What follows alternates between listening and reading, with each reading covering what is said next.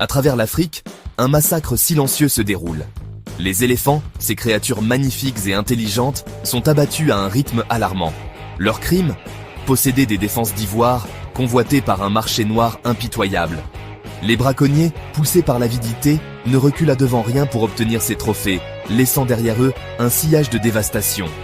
C'est la brutale réalité du braconnage des éléphants, une crise qui pousse ces doux géants vers l'extinction. Ce commerce illicite nous prive de bien plus que de simples animaux. Il déchire le tissu même des écosystèmes et menace le fragile équilibre de la nature. La lutte contre le braconnage est une lutte pour l'avenir de la faune africaine et la préservation du patrimoine naturel de notre planète. C'est une lutte que nous ne pouvons pas nous permettre de perdre. L'ivoire, symbole de luxe et de statut depuis longtemps, alimente ce commerce sanglant. Les défenses d'éléphants sont sciées en tronçons, puis chaque morceau est poncé pour révéler la texture blanche et lisse de l'ivoire. Les artisans repèrent les zones les plus denses pour y tailler les objets.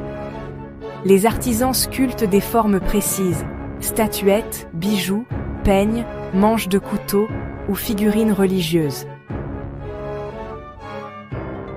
Ces objets décoratifs atteignent des prix exorbitants, alimentant une demande que des commerçants sans scrupules sont bien trop désireux de satisfaire. Cet appétit insatiable pour l'ivoire a un coût élevé, payé au prix de la vie d'innombrables éléphants. Les braconniers, souvent lourdement armés et opérant au sein de réseaux organisés, utilisent des méthodes brutales pour tuer leurs proies. Les braconniers commencent par repérer les troupeaux d'éléphants à l'aide de traces, d'observations directes, ou même avec l'aide de drones ou d'informateurs locaux. Ils privilégient les zones peu surveillées ou proches de frontières pour faciliter leur fuite. Les éléphants sont abattus, souvent à distance, et meurent à petit feu. Ils utilisent des armes à feu puissantes, fusils de guerre ou des fusils à lunettes. Certains les piègent avec des nourritures empoisonnées. Dans certaines zones, les braconniers utilisent encore des méthodes plus traditionnelles, mais tout aussi mortelles, lances et armes blanches. Les méthodes sont cruelles, les motivations impitoyables, et l'impact sur les populations d'éléphants n'est rien de moins que catastrophique.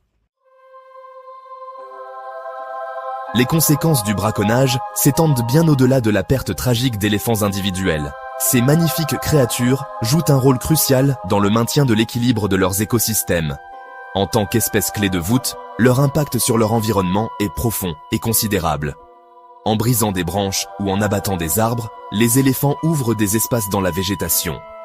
Cela permet à la lumière d'atteindre le sol et à de nouvelles plantes de pousser, favorisant ainsi la biodiversité. Les éléphants mangent des fruits et des plantes, puis dispersent les graines dans leurs excréments riches en nutriments, parfois à des dizaines de kilomètres. Ils contribuent ainsi à la régénération des forêts.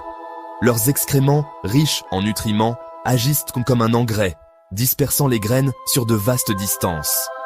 Lorsque nous perdons des éléphants, nous ne perdons pas seulement une espèce, nous perdons un fil vital dans la toile de la vie.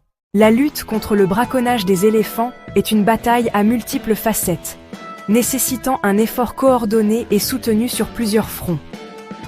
Sur le terrain, les unités anti-braconnage, travaillant souvent dans des conditions difficiles et dangereuses, constituent la première ligne de défense contre ceux qui cherchent à profiter de ce commerce illégal.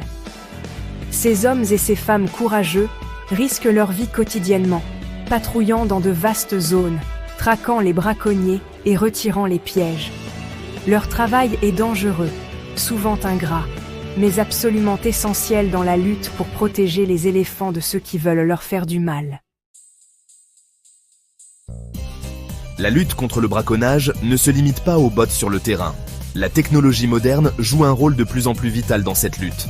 Des drones équipés de caméras haute résolution sont utilisés pour surveiller de vastes zones.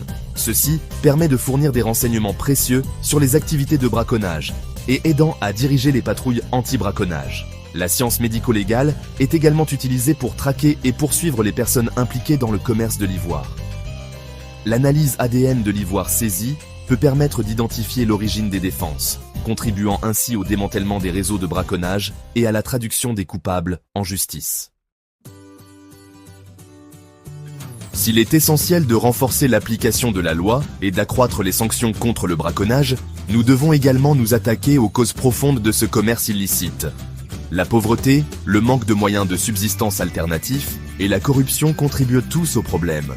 Donner du pouvoir aux communautés locales, leur offrir des possibilités économiques durables et les impliquer dans les efforts de conservation sont des étapes cruciales pour s'attaquer au braconnage à la source. En nous attaquant aux facteurs socio-économiques qui alimentent le braconnage, nous pouvons créer un avenir où les hommes et les éléphants pourront coexister pacifiquement. La lutte pour sauver les éléphants n'est pas seulement la responsabilité des gouvernements et des organisations de conservation. C'est une bataille qui exige un effort collectif. Chacun d'entre nous a un rôle à jouer pour assurer la survie de ces magnifiques créatures. Nous pouvons soutenir les organisations qui travaillent en première ligne de la conservation, sensibiliser le public à la crise du braconnage et faire des choix de consommation éclairés en refusant d'acheter des produits en ivoire. En prenant la parole au nom des éléphants, nous pouvons contribuer à amplifier leur voix et inciter d'autres personnes à se joindre à la lutte. La situation à laquelle sont confrontés les éléphants est désastreuse, mais elle n'est pas désespérée. Grâce à une action collaborative, à un engagement indéfectible et à une vision commune d'un avenir où les éléphants pourront errer librement sans la menace du braconnage, nous pouvons inverser la tendance. La voie à suivre est claire. Renforcer l'application de la loi, autonomiser les communautés locales, réduire la demande d'ivoire et inspirer un mouvement mondial pour la conservation des éléphants. Ensemble, nous pouvons faire en sorte que ces magnifiques créatures continuent de gracier notre planète pour les générations à venir.